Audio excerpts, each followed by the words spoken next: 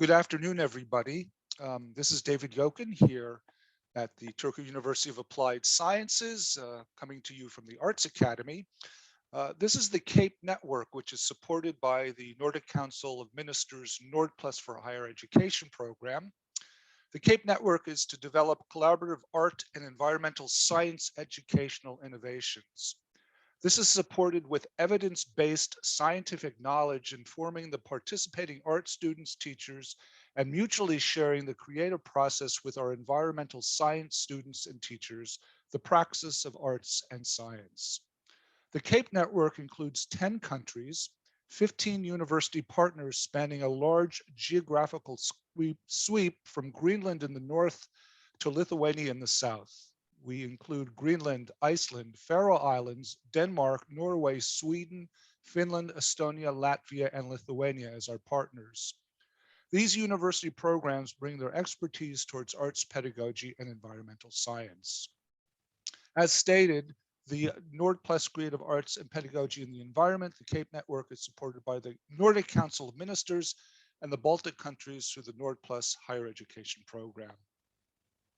Today is our 8th and concluding webinar, CAPE webinar of 2021. We were pivoted to the online presence and the connection with our partners due to the current state of affairs in which we live. But there's been a great wealth and a real diversity of presentations. We have a small cohort today, but this is being recorded, so we know that this is important and will be archived on our website for use later. This is such a important way to end our year of presentations with our guest, who is with us today from Aarhus University. And I'm very pleased, and it's a privilege to present Nsah Mala. His name is Kenneth Nsah, who is a Cameroonian poet, writer, author of children's books, and literary researcher. He writes in English, French, and other languages. We are very, very privileged to have his presence today, and especially in the context of the overall global issue of the climate crisis. If you've been following the news, there are currently biblical floods in the South Sudan. The South Sudan is not the region about which will be presented today, but we do know that in the global South, there is a real disproportional impact of this climate crisis upon places and countries who contribute very little to the carbon footprint globally. And I think that that's a particularly important fact that we absolutely should be aware of in our Nordic area, which also faces critical climate impactful actions. But it is my pleasure to turn things over to Nsah Mala, and just a wonderful way and opportunity to end our year-long series of webinars. Thank you so much for being with us. Thank you so much, David, for having invited me to this, and also for your very generous introduction. If I may add anything to your introduction, it would just be to say that my legal name is Kenneth Nsah, and my pen name is Nsah Mala. So, and then also to, I think it's also important because, as you mentioned, it's true, I write principally in English and sometimes in French, but also in Itenga Mbasa, known in short as Mbasa, or the Mbasa language, which is the language of my nation. I mean, my kingdom, the kind of First Nations, as we will call them elsewhere, or indigenous nations prior to colonization, and that is in Cameroon. And I actually come from the English-speaking part of Cameroon, which is at war now as we speak.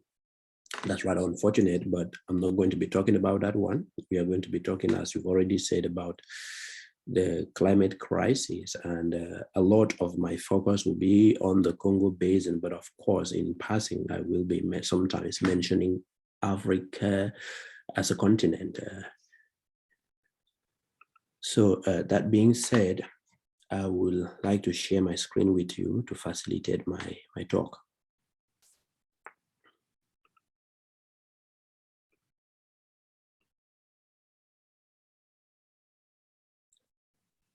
I hope you can see my full screen. Perfect. Okay. So the title of my talk is The Congo Basin and Literary Arts.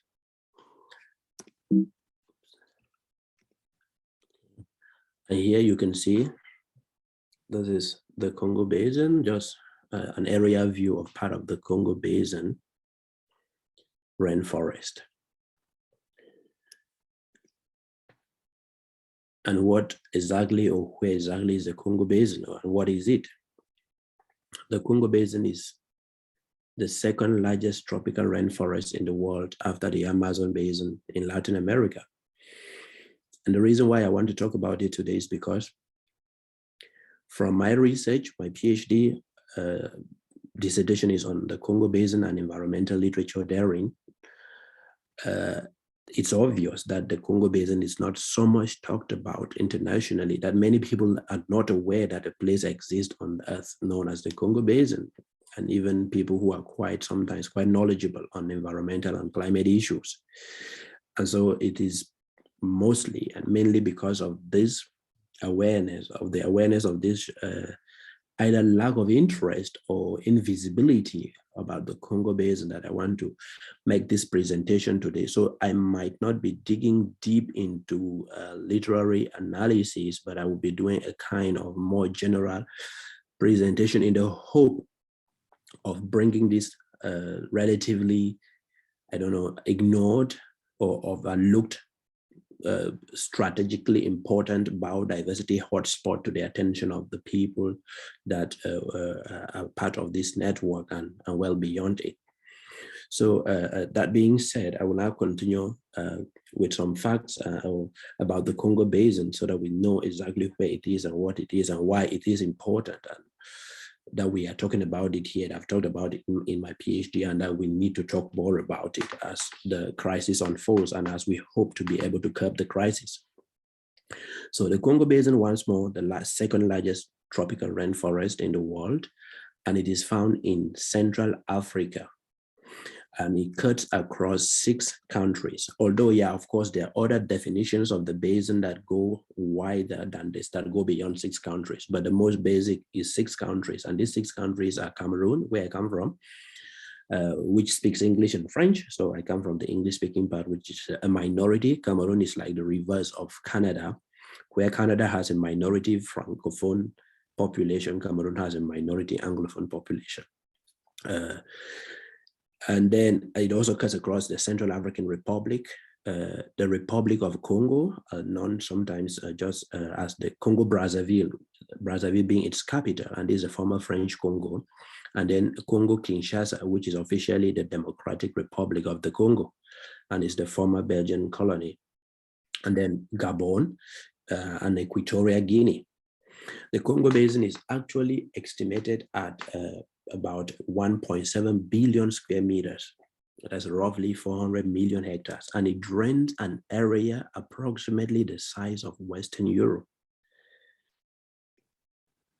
And it is home to thousands of bird species, about 700 of which among these species, about 700 species of fish, 400 species of mammals, about 1,000 species of tropical plants, 80% of which are actually endemic or native to the area. And of course, they are still undiscovered or yet to be discovered species, both of flora and of fauna in the Congo Basin. There is no doubt about it. And it is actually home to about 75 million or more people from almost 150 ethnic groups or ethnic nations, or whatever you want to call it, including indigenous peoples who depend on the rainforest, the tropical rainforest of the basin for food, for fresh water, for shelter, for medicine, and many other forms of livelihood. And of course, it derives its name from the River Congo, but also the former Congo Empire that existed prior to the dissemination of that area by colonialists. And so amongst all the many species of wild animals that it has, they are different. Like, for example, we have both the mountain and the forest elephants. We have the mountain and the forest gorillas. We have bonobos, other species of monkeys, and so on and so forth, like this one here that is looking at us right here. And the Congo Basin is a popular place for mineral resources, such as crude oil, diamond, cobalt, coltan, copper, timber, uranium, etc., etc. And it is crucial, it is very crucial for carbon sequestration. And we know that the current amounts of greenhouse gases emitted into the atmosphere today have already gone beyond control and are continuing to increase. And the Congo Basin, like the Amazon Basin or Southeastern Asian basins, are important reservoirs which help us to keep and to catch and keep this carbon through photosynthesis and other mechanisms. And so, for example, when I say other mechanisms, I'm particularly referring to the fact that there are peatlands. And just about 2 years ago, the largest peatland on Earth was discovered in the Congo Basin rainforest.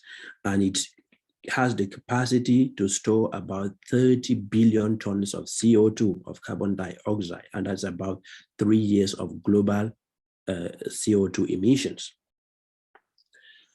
And it's important to be aware that annual carbon emissions absorbed by African tropical rainforest in general, and here I'm talking about the continental scale, are about thrice more than the United Kingdom's annual emissions.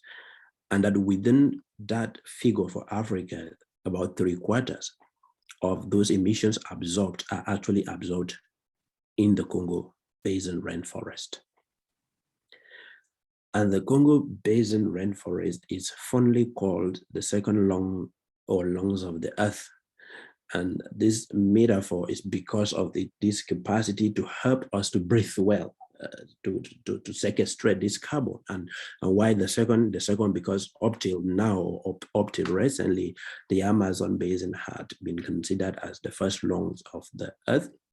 But it is important to note that that situation is beginning to change because, of course, both basins are being degraded, are being deforested, are being destroyed for various reasons, but the rates of destruction and degradation are higher in the Amazon than they are in the Congo Basin. And then again, with the discovery, the recent discovery of the peatland in the Congo Basin, some scientists are already arguing that the Congo Basin is actually now the first lungs of the earth, or about to become that, if nothing is done to stop the higher rates of deforestation in the Amazon.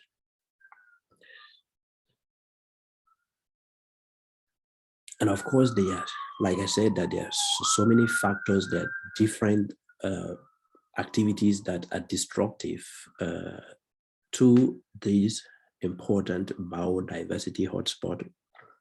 They are mostly anthropogenic, human-caused factors, and they include industrialization for the most part up in the global north.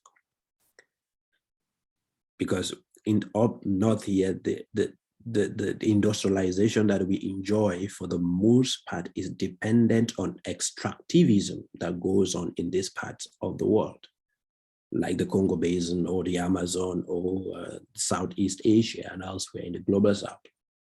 Like, for example, even the ecological transition that we are all clamoring for, which is important, but at the same time is a risky thing, is a complicated thing, not risky in a way, it's a complicated thing and very complex, because who is paying the price for transition? As we are transitioning into electric cars and we are happy and celebrating them up north, there is a lot of destruction that is going on down south and accounting for that, and without which this transition is not going to be possible.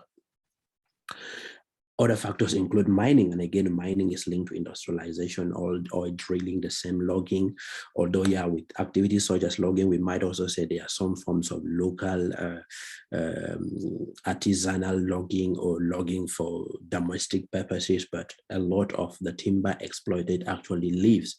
Then, of course, agriculture, wildlife trafficking, demographic expansion, urbanization, etc., etc. All of these factors are actually a huge threat in different varieties, in different degrees, I should say, to the continuous existence of the Congo Basin rainforest. And so, of course, like I've already said, but it's worth repeating, the Congo Basin is therefore a geopolitical, a very strategic geopolitical hotspot for political, economic, ecological, climate, neo-colonial, and other forms of interest. So there are a lot of interests that are being played out with regard to the Congo Basin. And so gradually, but also I think increasingly, it is becoming one of the places that people have to talk about when they gather in the COP discussions, of course. But then, like I said at the beginning here, it seems that many people who are not so close to the COP circles or who are not fundamentally well informed about climate issues seem not to know that there is this Congo Basin that also needs to be preserved in one way or the other, and not just the forests and the animals, but also the people who are there. And so, of course, the Congo Basin came up quite powerfully last time in the COP26 in Glasgow, and it is, of course, included in the forest deal that was arrived there, but this is just a deal. And we are looking forward to seeing if the deal, if the promises, the pledges made towards deploying money for the protection of such tropical rainforests will be done, because of course it has already been noted by researchers and politicians and other stakeholders. And so it is indisputable that climate financing is very insignificant in the direction of the Congo Basin and Africa. Very, very insignificant as compared to the share of climate financing received by other parts of the world, like maybe the Amazon or Southeast Asia and elsewhere. And then, of course, that is part of what I'm already saying, that industrialized nations are they actually owe an ecological debt to pay to the countries that are not only helping absorb, especially countries around the Congo Basin, countries around these different, metaphorically, so to say, lungs of the earth, which are helping to sequestrate the carbon that is continuously emitted in the industrialized nations, whether it's Western Europe, whether it is North America, whether it is China or Japan, as part of rendering justice, because there is injustice, different forms of climate injustice, that people who are contributing very little to the global carbon footprint are the ones suffering the most from the factors or from the consequences, like what David mentioned at the beginning, the floods in South Sudan. And there is no shortage of floods even within the Congo Basin, of course, and other harmful activities that are provoked by climate change. But the good news, at least, is that in Scandinavia, Norway is one of the leading countries when it comes to climate action.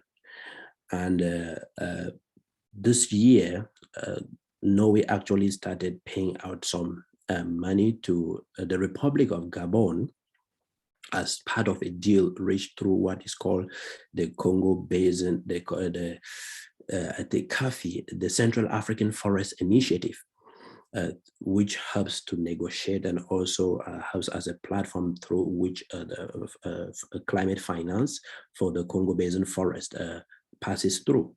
So because of its exemplary management of its forest resources, Gabon has happened to be the first country to receive this financing, and it is hoped that other countries, if they meet other requirements, they will receive the money. But of course, there are always doubts or questions as to whether when the money is actually received, does it trickle down to those who are most in need of it?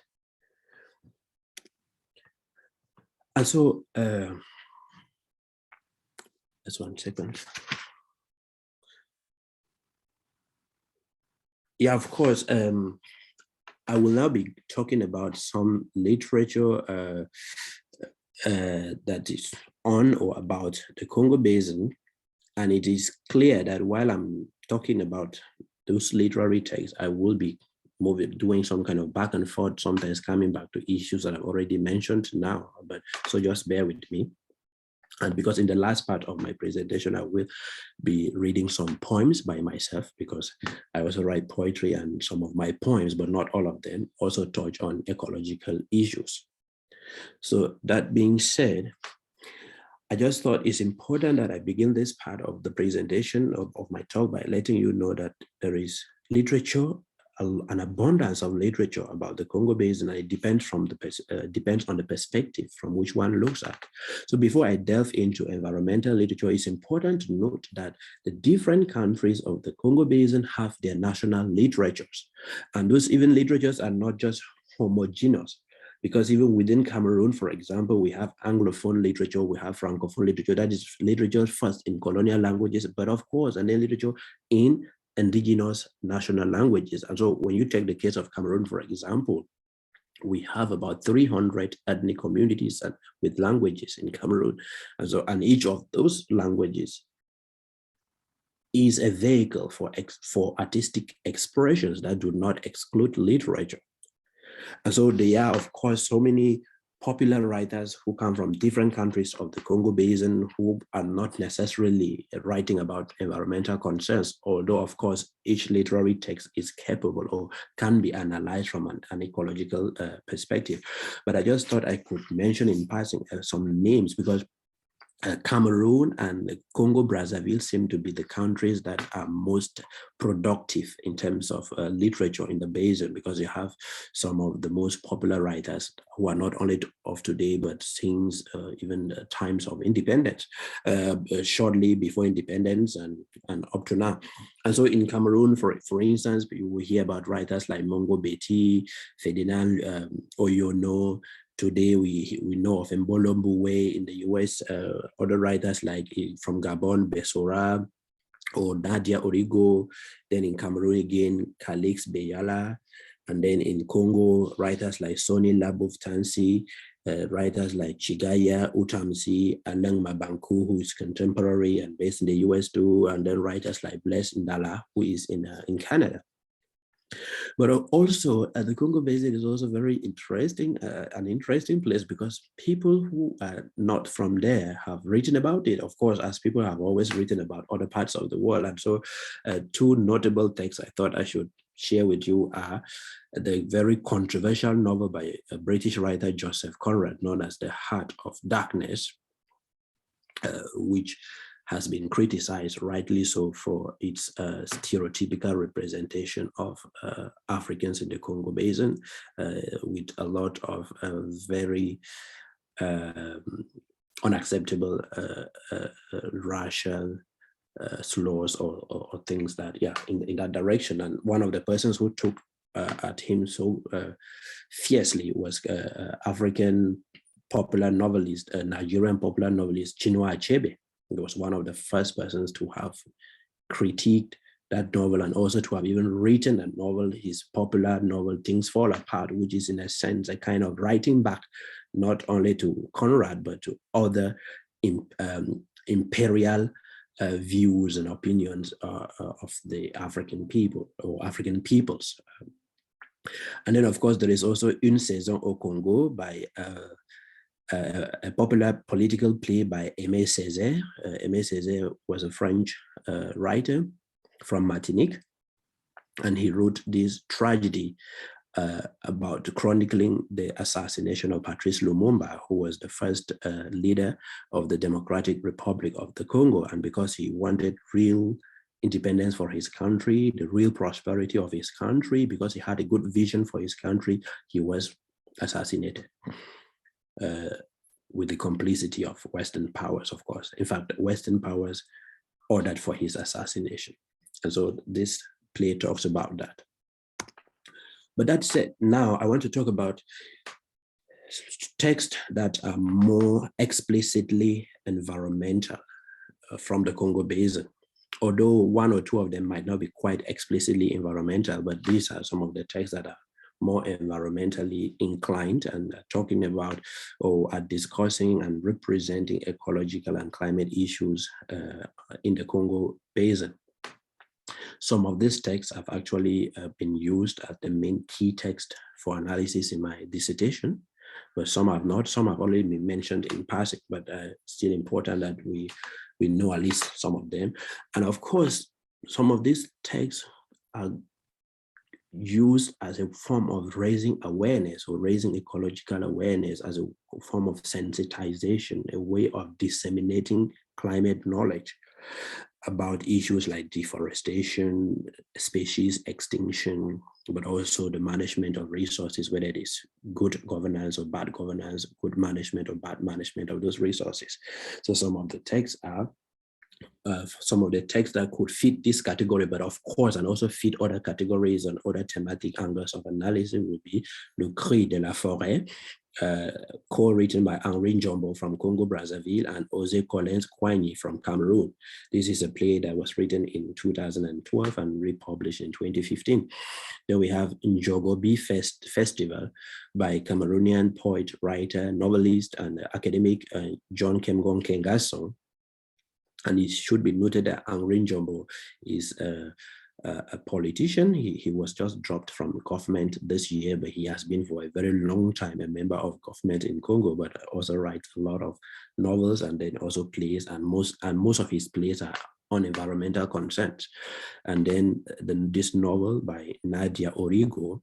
Nadia Origo comes from Gabon, and she's now based in France, and she has a publishing house known as Edition La Dorsa. And so this was her first novel, and it also deals with environmental concerns. It's the story of a young girl who is a climate activist, not in the sense of maybe marching on the streets, but one who volunteers her time at the service of environmental NGOs to go on a mission whose aim is to sensitize local populations as to how best to manage their resources. And then, of course, some texts could either be in support of a model of conservation, like what we call fortress conservation, which is basically sending out people who have lived in areas like the forest for thousands of years, who are actually part of the forest, and then suddenly expelling them with force in the name of conservation. And then also some are actually questioning that kind of model of conservation. And then we have poetry dealing with different forms of forest metaphors or a play. And so that's the case with all of these texts here would fit in this kind of topics that I'm raising here, including governance and politics, how bad governance leads to or contributes to or exacerbates the climate crisis. And that would be the case of, for example, Le Mal de Terre, which at the same time is discussing urbanization and deforestation. And then Forest Echoes is a collection of poetry by Cameroonian poet and professor Nola Lembong. Le Mal de Terre is by Henri Njombo, and The Last Hope is by Ekpe Inyang, Cameroonian poet, playwright, and environmentalist who works with WWF. And then some of these texts, for instance, help us to critique sustainable development as imposed on the Congo Basin, or as wrongly imposed, because sustainable development, of course, it has its weaknesses, but when well implemented, it can make some impact. But then what happens when it is suddenly imposed on a group of people by people who have come from the West and who have a lot of disregard for pre-existing or for other forms of knowledge that pre-exist before their arrival? And that would be the case, for example, in a novel like Les Marchands du Développement Durable by Asitu Ndinga from Congo Brazzaville. He is a conservationist himself. He's worked in the sector for several years, for many, many years, I should say. And then when he writes this kind of text, it is also a kind of an insider perspective to how conservation can go wrong, or to the things that might make environmental conservation not work. And then, of course, a novel like Congo Inc., Le Testament de Bismarck by Nkole Jean Bofani, who comes from the Democratic Republic of the Congo, and he's currently living in Belgium. This is a text about the clash of capitalism and other forms of isms that are coming for African resources. And then if you really need to understand how war, green imperialism, how green colonialism is operating in Africa, and also to understand why, for instance, there is a perpetual war going on in the northeast of the Democratic Republic of the Congo, which is the area with the richest kinds of minerals on earth, including the coltan and the cobalt and uranium, the uranium that is used in industrialized nations to make the atomic bombs, or the coltan that is used in making batteries, the batteries of our green transition. So if you read a text like this one, and the good news for you, for everyone at least, is that Congo Inc. is not only in French, it was written originally in French, but it has already been translated into English and other languages. So people who read English can be able to get the English version of this novel, and I highly recommend it. And then a novel like Le Silence de la Forêt.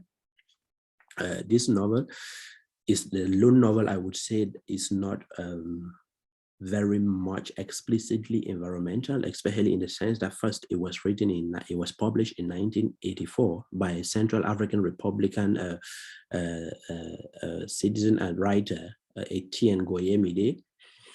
But the rest of the text I've shown you so far that are dealing with environmental problems in the Congo Basin have all been written in the 21st century. So this is the only one that was written in the 20th century.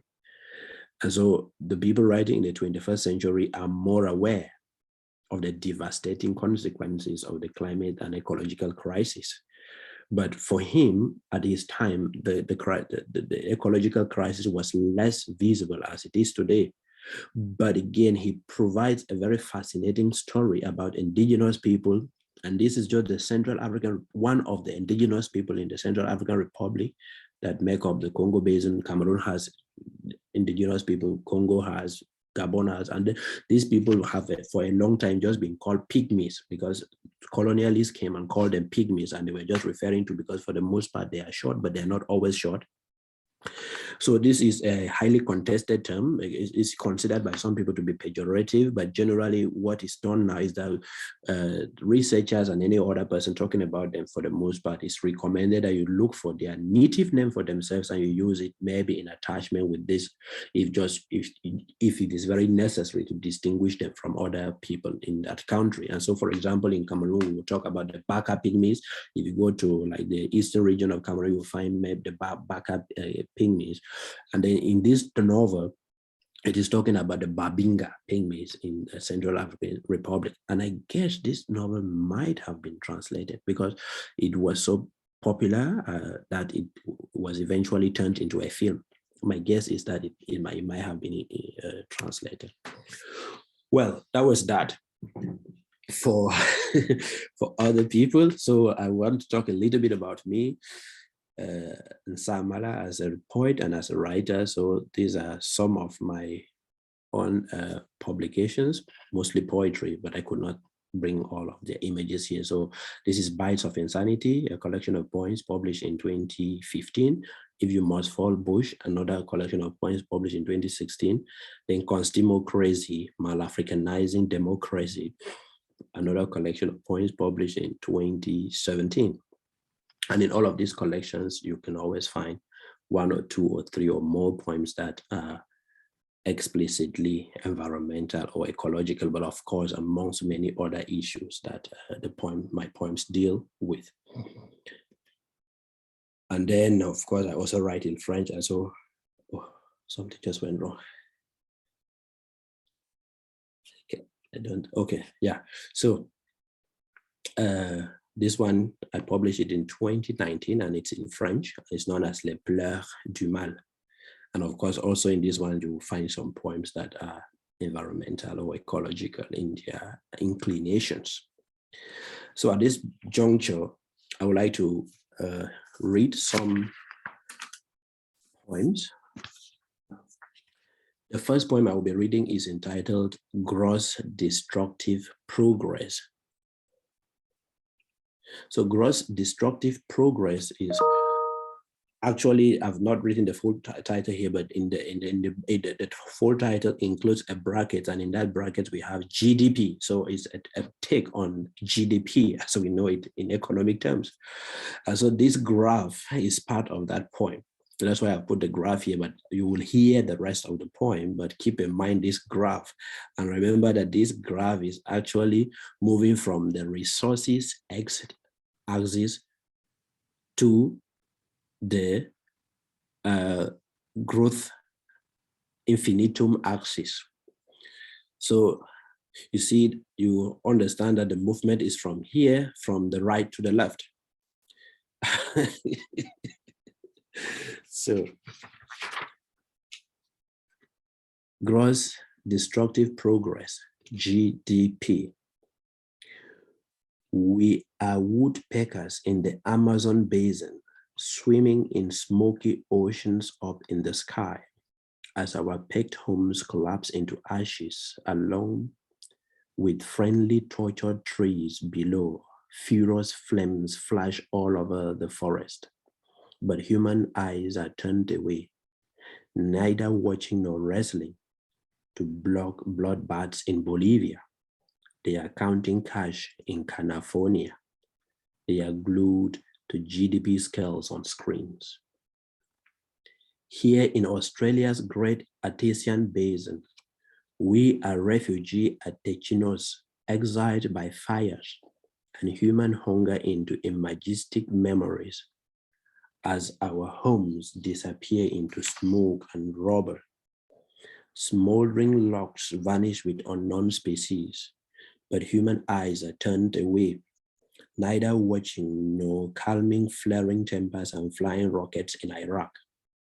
They are surveying new Arabian oil fields. They are glued to GDP scales on screens. We are homeless gorillas from the Congo Basin, running into bullets in endless palm oil fields as our homes descend in flames of development, while floral and faunal screams fade into chaos. Aquatic communities choke into plastic echoes, but human eyes are turned away, neither watching nor ending killing sprees in the southern Cameroons. They are speculating new prices for Angoloi. They are glued to GDP scales on screens. While our world wins out in flames, billionaires with white wines and whiskeys on golden couches smile before screens, displaying World Bank GDP charts and graphs, non-attentive to new ecological GDP graphs cast by ozone on the skins of giant pandas, carved on melting ice and sprawling deserts, where red lines originating from finite X termina slope upwards and backwards to infinite Y infinitum. This poem was written on the 8th of January 2020. I don't know how we are doing with time. I'm not able to see time. Do we still have time? You know what? I don't have a clock in front of me. Hold on a second, which is a nice thing. Yeah. Yeah, we have another 15 minutes or so. Okay. As you wish. So if you want another one, then I can read one more, or because I actually prepared 3. Please. Yes. So the next poem I will read is entitled The Prize of Modernity. You can see the title on the screen, and then you will hear the poem. The Prize of Modernity. Chew a stick to clean your teeth with, and you are labeled as poor and primitive. So you embrace imported toothbrushes and impregnate foreign coffers, while seas and rivers pay polluting prices. Trim avian feathers to clean your ears with, and you are labeled as poor and primitive. So you purchase imported cotton swabs and increase foreign jobs, while land and water prosper in plastics. Drink palm wine in horns or calabashes, and you are nicknamed poor and backward. So you settle for their plastic and glass bottles and increase foreign GDPs, while plastics flood your lands and waters. Soak your tapioca without sugar, and you are nicknamed poor and backward. So you buy imported sugars and fuel foreign economies while your body pays diabetic prices. My friend, savour your nkang in local cups, cook sha or tap pami instead of coke and beer, soak your gari in fresh morning wine, use feathers and sticks if you like this earth, and thank your ancestors after a ripe old age. And then the last one. I am an aquatic emissary. I am an aquatic emissary dispatched by water creatures in Yaoundé, Douala, Limbe, Bamenda, and Betwa. Our aquatic vision is ecological consternation and chaos. I am out to preach the good news of prudence like Pentecostals preaching the good news of science. I must warn city dwellers to repent and refrain from dumping refuse and toxic waste into water bodies. I must notify councils that most city toilets end in waters. I must inform dozy Yaoundé fellows of broken bottles in streams. We are sick and tired of dumped human corpses and fetuses. When our aquatic medics visit upland forests for medicines to cure our intoxicated young ones, they meet artificial deserts created by the same humans who send toxic invaders to our seas. Enough of this ecological xenophobia against fish, frogs, and crabs. I urgently summon all humans to tables of ecological diplomacy. And this one is published in If You Must Fall Bush, 2016. Thank you. Thank you so much, Kenneth. I'm going to switch my screen. Yep. Very powerful. The images and the almost physicality of feeling the sensibility of what you write about leaves me really impacted. We have some time now, of course, for Q&A. Normally what happens is I've been taking notes and I have so many questions, but I want to deeply thank you. I think this is such an important way for us to end this year of online exchange.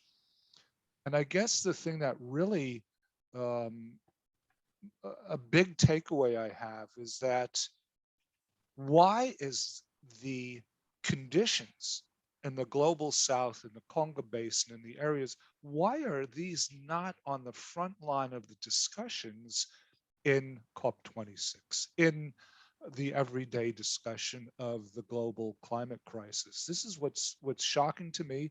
And having you in our network has been incredibly important because we didn't discuss this. But it seems that how can one have a discussion about this without this, at least this awareness? If I may, and I was thinking, for example, there's this Congo Inc. That's a book that I would really like to find. And you said that there might be an English translation. Yeah, I said it's translated into English. Yeah. I mean, I don't know if you follow Naomi Klein in her writings. She's the Canadian writer, and her book, This Changes Everything. Yeah. I don't know if there's much, if any, mention about this African or the rainforest of the Congo or anything in her book. Okay. And there are a lot of the issues of the climate Inc., the industrialization and the commercialization, capitalization, which I'm thinking is part of what Congo Inc. is. Is that correct?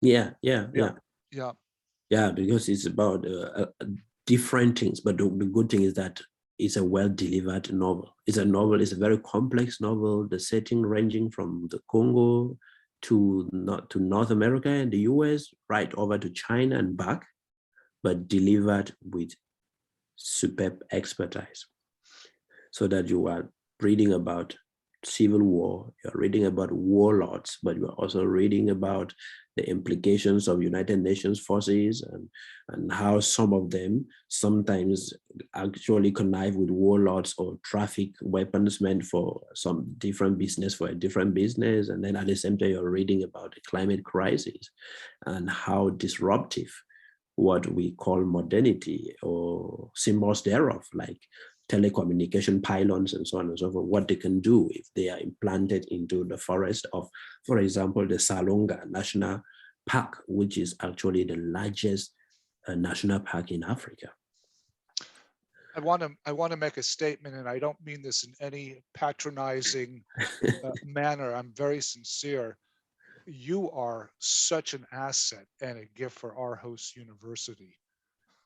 I mean, your voice and this information is, especially here in the Nordic area, because again, we are so far removed from that. And I will make just a personal statement. We have a very comfortable opportunity here to approach the climate crisis, which we are living it.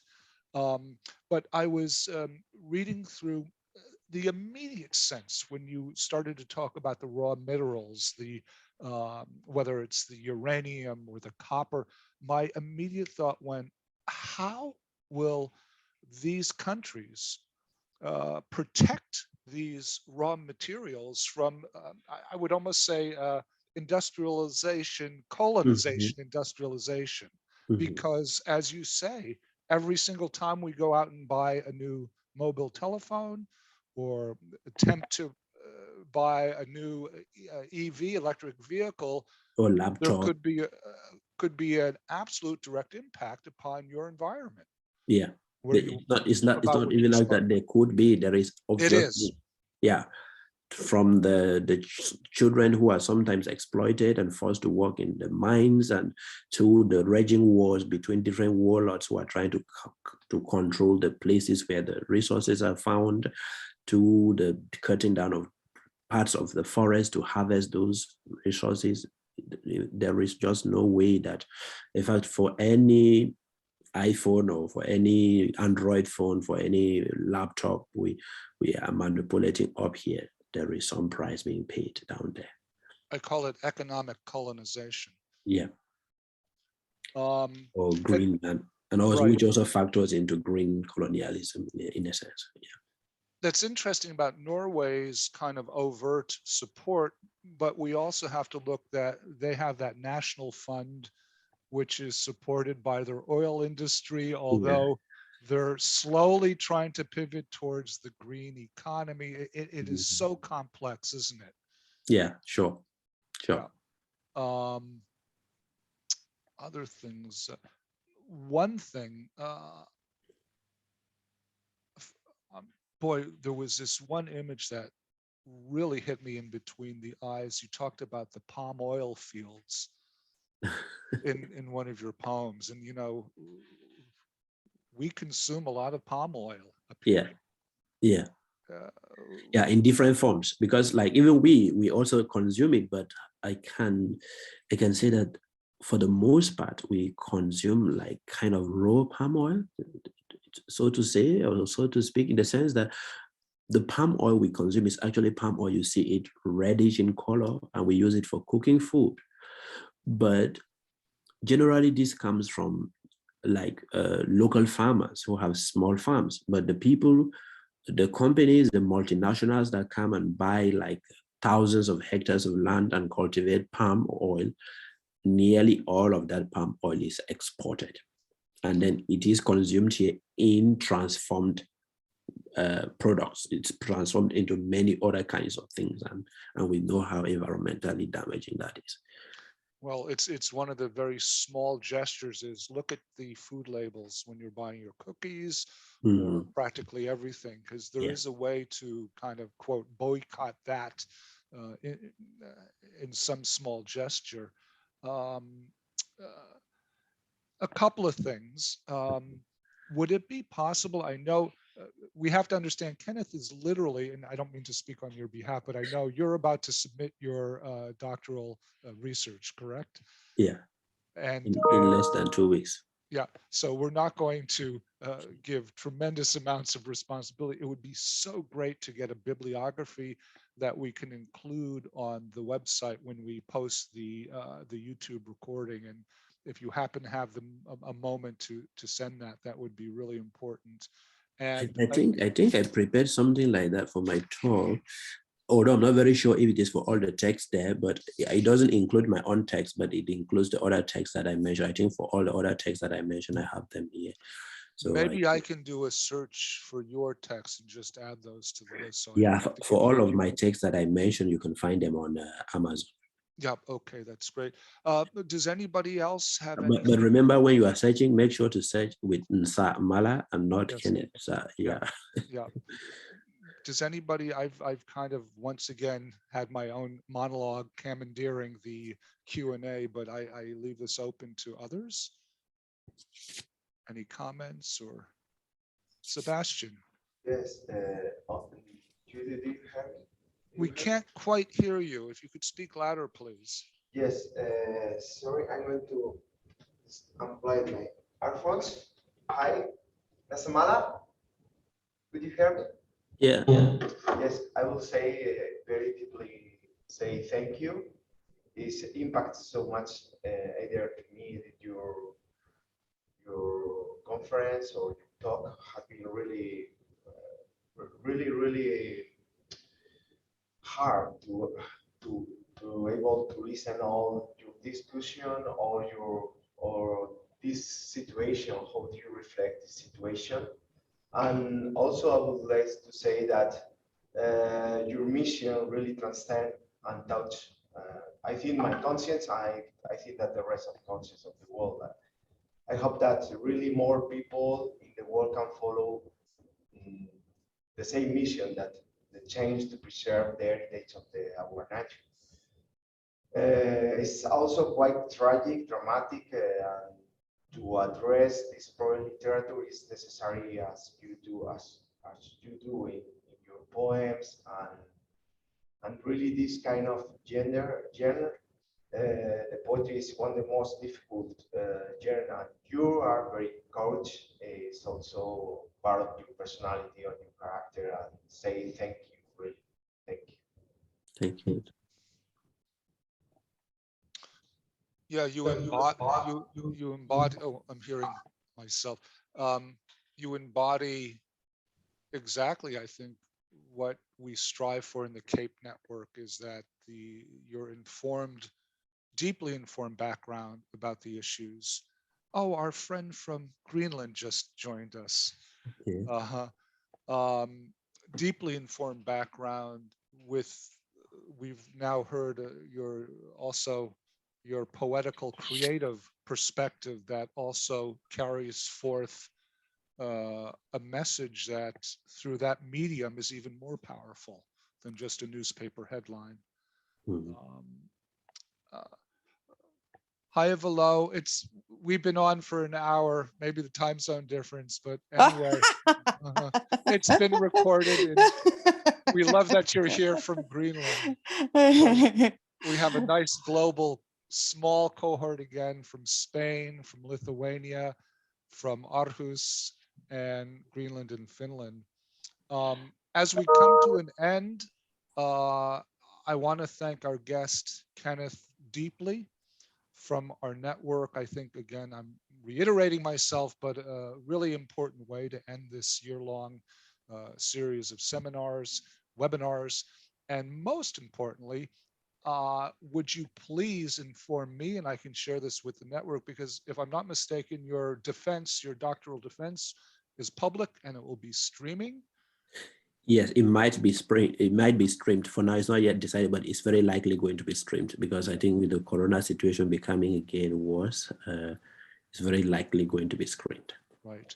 And I also would like to say, and I could also try to plead with the administration, even in the event that circumstances permit for a physical meeting. I could still plead with the administration to see if they can do a hybrid form, because I've seen the hybrid in the past. Right. Mm-hmm. We would very much like to keep in touch with you, and in future engagements to certainly inform you of what we're doing, and vice versa. We would very much like to know about you. And also, this is a forum for potential networking for other projects. Sebastian in Spain has listed his credentials. I will send along everybody's contact information, because I think that the fact is that the Cape Network is probably coming to an end this spring, which is fine. We've been active now, but there could be opportunities for other funded projects that come out of our network. And Kenneth, we would very much like to be in touch with you about that possibility. So if nobody has other comments, we will end here and just say, in Finnish, we could say huvasti, which is farewell, but then we're going to actually say näkemiin, which means we will see you later. We don't say goodbye. Thank you. And actually in Cameroon, we say in French, on est ensemble, and which will mean something like we are together, even when we are separating. Or we would say in my own language, Basa, we would say, and a is like, let's keep it for now to resume later. So it's like, keep it, let's keep it and resume later. Thank you. That is what we will do, for sure.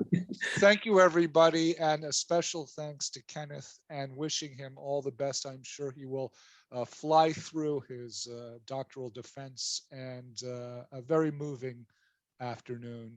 Wishing everybody a great afternoon, and we'll be in touch. This will be posted on the Cape Network within the next 48 to 72 hours. Thank you, everybody. Thank you. Bye. Bye now. Bye.